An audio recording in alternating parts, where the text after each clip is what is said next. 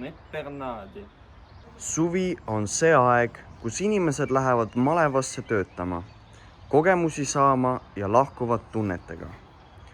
Paul tuli siia just trimmerdama, aga juhtus midagi muud. Natali ja Paul on järve ääres. See on vist ainuke inimene siin, kellel niisama mugavalt olla. Sõnad ütlema. Ma olen sama tunne. Natali lähme. Ma pean minema.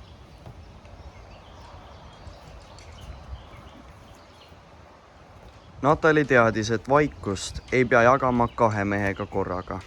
Liisabel ja Paul metsatel. Liisabel ja Paul kaevavad midagi ja vaikivad. Paul proovib juttu alustada. Saaks mingi lill olla.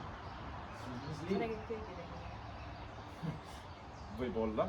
Aga sinuga ma päriselt mõtlen seda. Ei ole vaja tühja juttu. Mul on elu. Ja kuri isa, kes ei andestaks, kui minuga midagi juhtuks.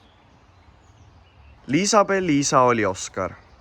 See Oskar, kes ei jäta lõpetamata asju pooleli ning kaitseb väga oma tütre armuelu. Kristin ja Paul lõkke ääres. Ma olen kaua mõelnud, et keegi võiks tulla ja et mu lihtsalt kaasa võtta. Mina oleksin võtnud, kui ma teaks, kuhu minna. Ära üks võta, kui sa ei jää. Mõni tüdruk ei taha unistusi. Mõni tahab vastuseid. Karoliina ja Paul tõlkis. Sa käid ringi nagu filmis. Igal õnnel on mingi oma tseen.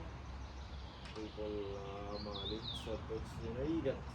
Aga võib-olla teised ei taha olla niisama vahepeal. Karoliina ei olnud kergesti võetav. Ta ei otsinud armastust. Ta otsis ausust. Maleva kokku tulek.